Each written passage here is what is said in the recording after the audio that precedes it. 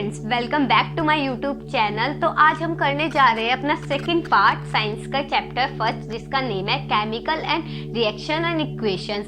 इसका first part मैंने करवा दिया, जिसमें मैंने बेसिक कंसेप्ट एंड डेफिनेशन करवाई। जिसने भी अभी तक नहीं देखा वो पहले जाके देख ले, उसका मैं लिंक डिस्क्रिप्शन में आपको दे दूंगी। तो लेट्स स्टार्ट। तो सबसे पहले 5 टाइप्स होते हैं हमारी केमिकल रिएक्शन के। फर्स्ट का नेम है combination of reaction. Combination means होता है किसी का मिलना आपस में, लाइक ए और बी। ए और बी जब आपका कॉम्बिनेशन मतलब मिलते हैं तो आपको एक सी प्रोडक्ट मिलेगा। ए बी मतलब ए और बी क्या है, मोर रिएक्ट। ए बी क्या है, 2 और मोर रिएक्टेंस। यहाँ पे आपका LHS साइड होता है, जो आपका LHS एंड RHS।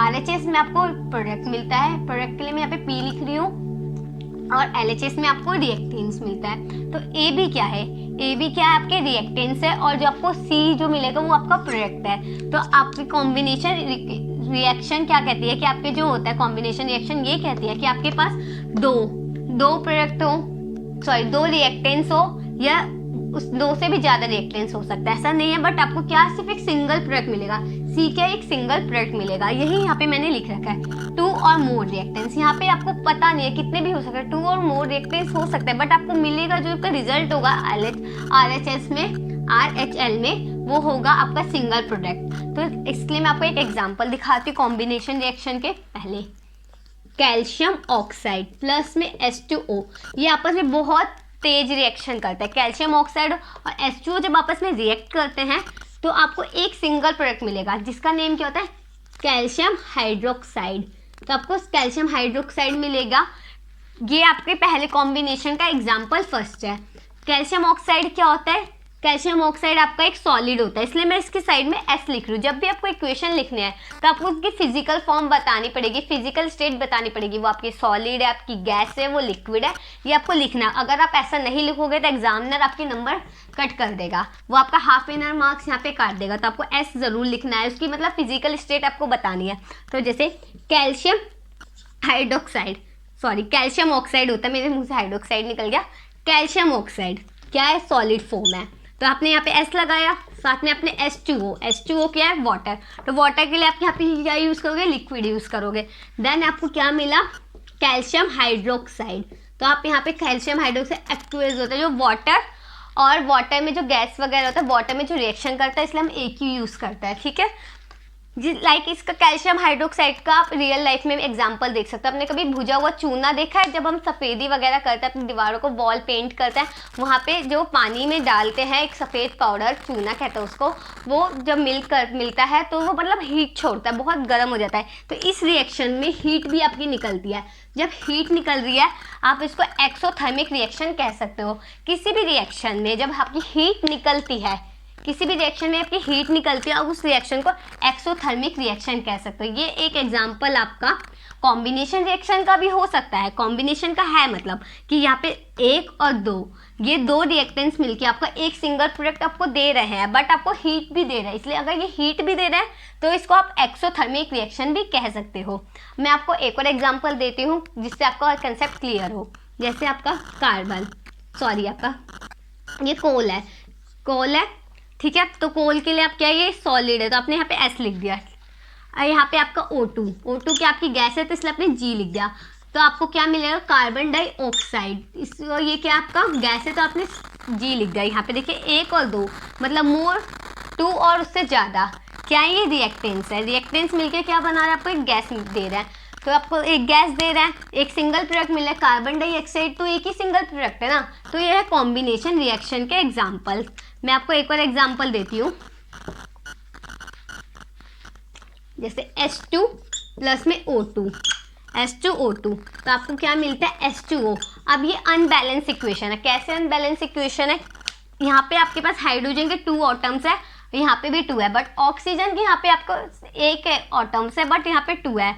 यहाँ पे आपको ऑक्सीजन के 2 करने पड़ेंगे। 2 करने के लिए सबसे पहले आपको 2 से मल्टीप्लाई करना पड़ेगा। इस 2 से मल्टीप्लाई करने का मतलब है कि जो आपका H2O है उस पूरे से क्या मल्टीप्लाई हो रहा है, 2 हो रहा है, तो आपके हाइड्रोजन के 4 हो जाएंगे, क्योंकि 2 मल्टीप्लाई होगा H2 के साथ तो ये 4 बनाएगा, और ये 2 मल्टीप्लाई होगा ऑक्सीजन के साथ तो ये 2 बनाएगा। तो मतलब आपको अब ऑक्सीजन के कितने मिल गए, ऑटोमेटिक 2 मिल गए एटम्स।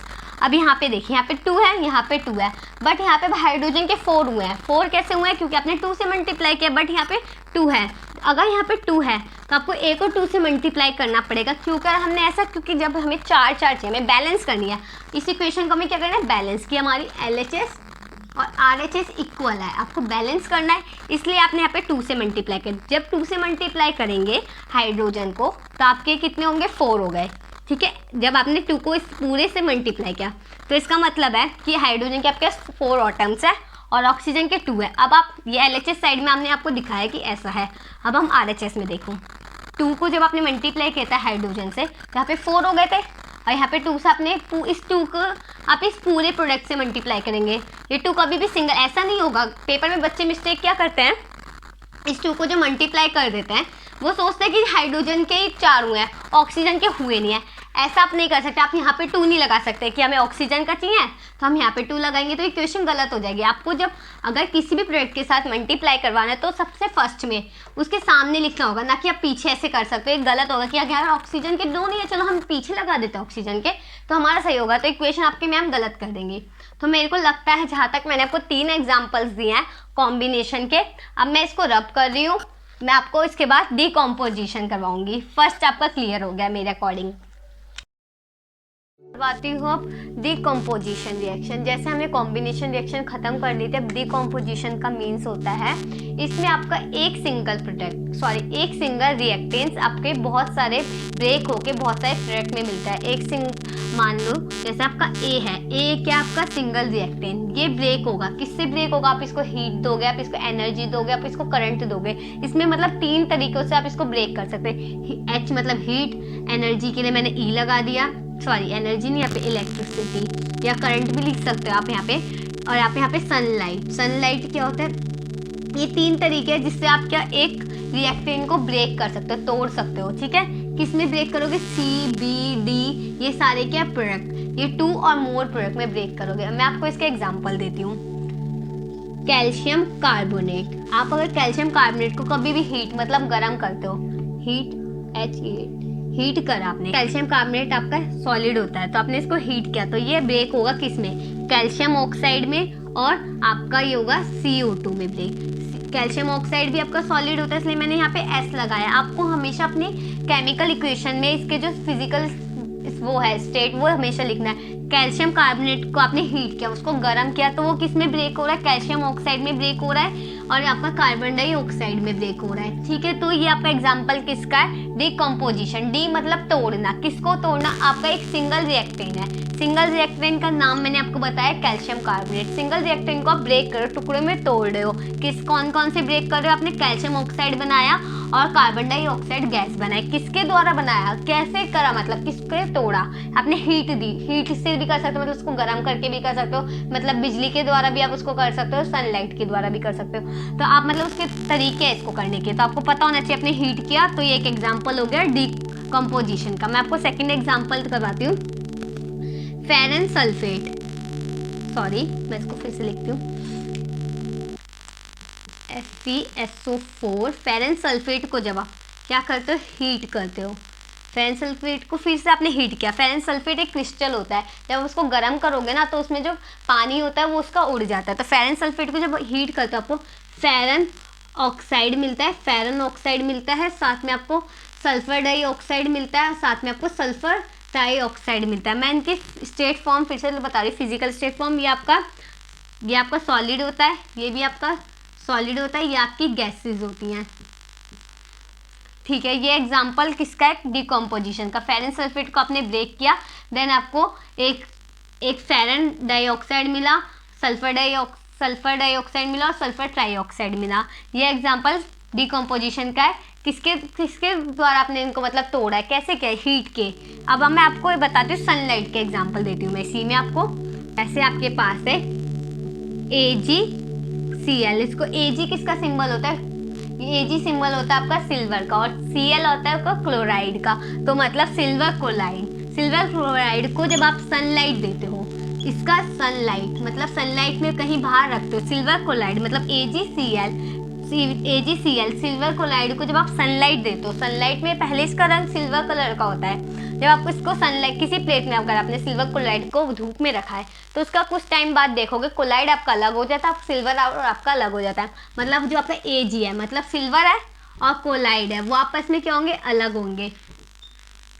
सिल्वर कोलाइड को आपने जब सनलाइट में किया, सनलाइट में रखा, तो आपका सिल्वर अलग हो जाएगा, कोलाइड अलग हो जाएगा। ये ब्लैक एंड वाइट फोटोग्राफी के लिए पहले यूज़ किया जाता है। एग्जाम में पूछ लेता है, ये वाली इक्वेशन काफ़ी बार एग्जाम में आई है, हमने देखा है कि सिल्वर कोलाइड ऐसे कौन सी इक्वेशन होती है केमिकल, वो पता आपको कैसे बताएगा, वो एक आपको स्टोरी जैसे ना केस स्टडी दे देगा। ऐसे उसके जैसे कैल्शियम कार्बोनेट से होता है कि वॉल पे जो पेंट करते हैं तो कैल्शियम कार्बोनेट वाली इक्वेशन लिखनी पड़ती है। सिल्वर कोलाइड की जब लिखनी पड़ती है कि ब्लैक एंड वाइट फोटोग्राफ में कौन सी केमिकल रिएक्शन यूज़ की जाती है, तो उसमें सिल्वर कोलाइड वाली की जाती थी सनलाइट के द्वारा। ठीक है, मैं सनलाइट की एक और है सिल्वर ब्रोमाइड के द्वारा, जैसे AgBr है, सिल्वर ब्रोमाइड है, उसको आपने अगर सनलाइट में रखना है, सनलाइट में आपने किया तो ये ब्रेक हो गया, जो आपका सिल्वर है फिर से अलग हो जाएगा और ब्रोमाइड जो आपका फिर से अलग हो जाएगा। तो ये इसको क्या बोलते हैं, देखो मैंने सबसे पहले डिकम्पोजिशन में आपको यही बात बताई थी कि आपका एक कंपोनेंट है, आपने इस सब में देखो LHS में सिर्फ सिंगल रिएक्टेंट है ना आपका, इस समय सिंगल रिएक्टेंट, सिंगल रिएक्टेंट को हम किससे तोड़ रहे हैं, हीट से तोड़ रहे हैं, सनलाइट से तोड़ रहे हैं।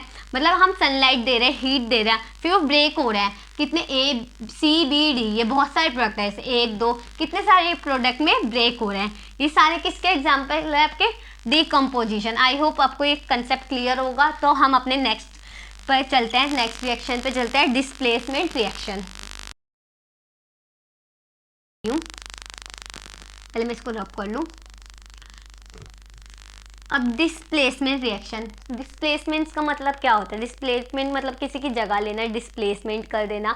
तो आपने अपनी क्लास में देखा होगा, 2 बच्चे हैं, एक मोटा है और एक पतला है, तो मोटे वाले उसको उसकी सीट से उठा देता है। जैसे फर्स्ट डेस्क पे मोटे वाले को बैठना है तो वो कहेगा पतले वाले को उठ, मैं इधर बैठूंगा, क्योंकि वो ताकतवर है तो वो उसको उठा के साइड में कर देता है, उसकी जगह खुद ले लेता है।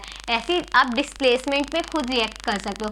जो ज़्यादा ताकतवर वाला कॉम्पोनेंट होगा, जो ज़्यादा ताकत रिएक्टेंस होगा, जो जल्दी से रिएक्ट करता होगा, किसी भी मतलब एक्टिविटी कर देता होगा जल्दी से, उसी जैसे मैं आपको एग्जांपल के थ्रू समझाने की कोशिश करती हूँ। जैसे हमारे पास है जिंक प्लस में कॉपर सल्फेट। जिंक आपका सॉलिड है, तो मैं यहाँ पे इनकी फिजिकल स्टेट भी लिख रही हूँ साइड में। सॉलिड है तो मैंने यहाँ पे S लगा दिया, ऐसे AQ लगा दिया। देखो जिंक और कॉपर सल्फेट, ठीक है। तब आप यहाँ पे हमें क्या मिलता है, जो जिंक है ना, जिंक ज़्यादा रिएक्टिव है, ज़्यादा मतलब कॉपर से ज़्यादा रिएक्ट करता है, जल्दी से किसी के साथ रिएक्ट करके नया जो आपका प्रोडक्ट है वो बना लेता है। तो जिंक अब क्या करेगा, जिंक क्या करेगा, कॉपर को हटा देगा, धक्का दे देगा यहाँ से। तो अब हमें जब मिलेगा ना, जो हमें जो प्रोडक्ट मिलेगा उसमें क्या होगा, जिंक सल्फेट होगा, और आपका जो कॉपर है, जिंक सल्फेट है, वो आपको मिलेगा, और जो आपका कॉपर है ना वो साइड में आ जाएगा। ऐसे ही हुआ, यहाँ पे देखो कॉपर था पहले सल्फेट के साथ, कॉपर था सल्फेट के साथ, बट अब इसने क्या किया, जिंक ने क्या करा, कॉपर को हटा के उसकी जगह ले ली, अब वो जिंक सल्फेट बन गया और कॉपर आपका साइड में हो गया। इसी को आप क्या कहोगे, डिस्प्लेसमेंट करना। जैसे मैंने आपको एग्जांपल में बताया, मोटे ने पतले को हटा के उसकी जगह पे बैठ जाना एक तरह से। यहाँ पे आप मोटा एज्यूम कर सकते हो जिंक को, जो ताकतवर है कॉपर से, और कॉपर जो बेचारा पतला है वो बेचारा कुछ कर ही नहीं सकता, क्योंकि उससे ज़्यादा रिएक्टेंट कौन है, जिंक है। इसी रिएक्शन को क्या कहेंगे आप, डिस्प्लेसमेंट रिएक्शन। ऐसी मैं आपको करवाती हूँ एक और, आयरन सल्फेट, आयरन प्लस में कॉपर सल्फेट। अब यहाँ पे भी आयरन थोड़ा सा ताकतवर है, जैसे आयरन के लिए हमने S लगाया कि इसकी पेपर में हमेशा आपको ये लिखना पड़ेगा इसकी फिजिकल स्टेट क्या है, सॉलिड है, गैस है, लिक्विड है, क्या है। तो लिखने के लिए तो आयरन आपका सॉलिड होता है, इसलिए मैंने S लगाया, यहाँ पे मैंने AQ लगाया। देन अब देखिए, अब हमें क्या मिलेगा, अब हमें आयरन सल्फेट मिलेगा। क्यों मिला आयरन सल्फेट, क्योंकि कॉपर से ज़्यादा ताकतवर कौन है, आयरन है। वो उसने जल्दी रिएक्ट किया, किसके साथ जल्दी रिएक्ट किया, सल्फेट के साथ, तो उसने क्या ले लिया, अब बना हमें जो प्रोडक्ट मिला आयरन सल्फेट मिलेगा, आयरन सल्फेट मिला।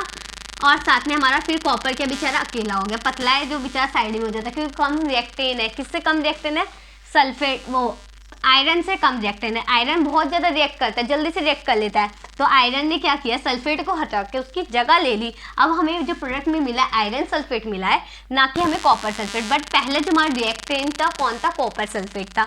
ऐसे ही आपको एक की जगह लेना, इसी को हम डिस्प्लेसमेंट रिएक्शन करते हैं। मैं आपको नेक्स्ट करवाती हूँ डबल डिस्प्लेसमेंट रिएक्शन। फ्रेंड्स हमने ऑलरेडी 3 कर ली, 1 2 3। अब मैं आपको चौथी करवाने जा रही हूँ, डबल डिस्प्लेसमेंट। डबल डिस्प्लेसमेंट का मतलब क्या होता है? 2 बार डिस्प्लेसमेंट करना। अभी हम सीख के हैं डिस्प्लेसमेंट रिएक्शन, मतलब एक की जगह ले लेना। अब इसमें 2 बार 2 लोग, 2 मतलब 2 जो होता है रिएक्टेंट्स, वो आपस में जगह चेंज करते हैं। डबल मतलब 2 बार आपस में जगह चेंज करना, डबल डिस्प्लेसमेंट। तो मैं आपको एक एग्जाम्पल के थ्रू समझाना चाहती हूँ। सोडियम सल्फेट प्लस में बेरिलियम कोलाइड। अब यहाँ पे क्या होगा? सोडियम सल्फेट और बेरियम कोलाइड है, तो देखिए अब हमें बेरियम सल्फेट मिलेगा, क्योंकि बेरियम सल्फेट किसकी जगह ले लेगा? सोडियम की जगह ले लिया, तो हमें क्या मिला प्रोडक्ट में? Barium sulphate. यहाँ पे मैं इनकी फिजिकल फॉर्म लिखना भूल गई थी, मैं फिर से लिख रही हूँ, आप भी लिखना, कभी एग्जाम में ना भूलना। तो हमें मिला बेरियम सल्फेट, साथ में हमें मिलेगा सोडियम और कोलाइड। यहाँ पे मैंने 2 लगाया। अब देखिए ये इक्वेशन ऑलरेडी बैलेंस है, एग्जाम में आपको बैलेंस भी करनी होगी। यहाँ पे भी सोडियम के 2 एटम्स हैं, वहाँ पे भी सोडियम के 2 एटम्स हैं, कोलाइड के 2 हैं, वहाँ पे भी कोलाइड के 2 हैं। मैंने अलग अलग ना लिख के इसके सामने 2 लगाया। इस 2 का मतलब है ये दोनों के साथ मल्टीप्लाई हो रहा है, कि सोडियम के भी 2 है और कोलाइड के भी 2 हैं। यहाँ पे भी बेरियम एक ही है, एक एटम, मतलब क्योंकि एक ही है, और सल्फेट के 4 हैं, तो यहाँ पे सोडियम, यहाँ पे मैं बेरियम सल्फेट।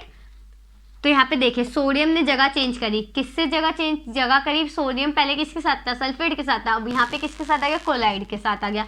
बट बेरियम आपका यहाँ पे किसके साथ है? कोलाइड के साथ है, बट बेरियम आप किसके साथ आ गया? सल्फेट के साथ आ गया। जैसे इसके नाम में दिख रहा है डबल डिस्प्लेसमेंट, 2 बार डिस्प्लेसमेंट हुई। इस एग्जाम्पल से आपको क्लियर हुआ होगा। तो अब मैं आपको इसका लास्ट वाला पार्ट करवाने जा रही हूँ। हमने ये चारों कर लिए रिएक्शन, केमिकल रिएक्शंस। अब मैं आपको 5वें सबसे इंपॉर्टेंट रिएक्शन पे लेके जा रही हूँ, जिसको आप कहेंगे ऑक्सीडेशन और रिडक्शंस ऑफ केमिकल रिएक्शन। अब इसका क्या होता है? पहले हम ऑक्सीडेशन का मतलब होता है जब आपका ऑक्सीजन ऐड होता है और हाइड्रोजन रिमूव होता है, लाइक Mg प्लस में O2। तो हमें क्या मिला? MgO। इसमें आपको ऑक्सीजन ऐड हो रहा है और इसमें आपका हाइड्रोजन तो है नहीं। जब कहीं पे भी आपको ऑक्सीजन ऐड हो तो उसको ऑक्सीडेशन। और रिडक्शन मतलब होता है जब आपका ऑक्सीजन रिमूव हो जाए। अब मैं आपको दूसरा एग्जांपल देके बताती हूँ एक बार ऑक्सीडेशन का। कॉपर प्लस में O2, तो आपका क्या बनेगा? Copper oxide. आपका क्या बना है? Copper oxide. तो यहाँ पे आपका क्या बन रहा है? ऑक्सीजन आपका ऐड हो रहा है, तो इसको हम ऑक्सीडेशन कहेंगे, ठीक है।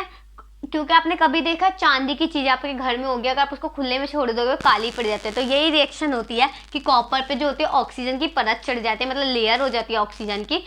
तो कॉपर पे जब ऑक्सीजन की लेयर हो जाती है तो उसके एक बनता है कॉपर ऑक्साइड बनता है। जब आपको कॉपर ऑक्साइड के साथ आप क्या करते हो, यहाँ पे आप इसको हाइड्रोजन गैस के साथ रिएक्ट करते हो, तो आपको क्या मिलेगा? देखिए आपका मिलेगा, एक मिनट, कॉपर ऑक्साइड को जब आप H2 के साथ रिएक्ट करते हो तो आपको क्या मिलेगा? आपका कॉपर अलग हो जाएगा और आपका H2O मिलेगा। तो देखिए यहाँ से, इस जगह देखिए यहाँ पे आपके पास ऑक्सीजन का एक एटम था, बट यहाँ पे आपके पास ऑक्सीजन का एक एटम खत्म हो गया, तो यहाँ से आपका ऑक्सीजन क्या हो गया? रिमूव हो गया। तो इसको हम क्या कहेंगे? रिडक्शन कहेंगे। इसी चीज़ को देखिए CuO मतलब कॉपर ऑक्साइड था। कॉपर ऑक्साइड से जब आपने यहाँ पे अपने प्रोडक्ट में जा रहे हो तो आपको सिर्फ कॉपर मिल रहा है। कॉपर ऑक्साइड से जो आपका ऑक्सीजन का एटम था वो रिमूव होगा, आपका ऑक्सीजन मतलब खत्म हो गया, रिमूव हो गया, तो इसको हम रिडक्शन कहेंगे। इसको क्या कहेंगे हम? रिडक्शन, ठीक है। बट यहाँ पे देखिए हाइड्रोजन, सॉरी यहाँ पे मैंने H2O लिखना था, मैंने खाली H2 लिखा है, यहाँ पे मुझे H2O लिखना था।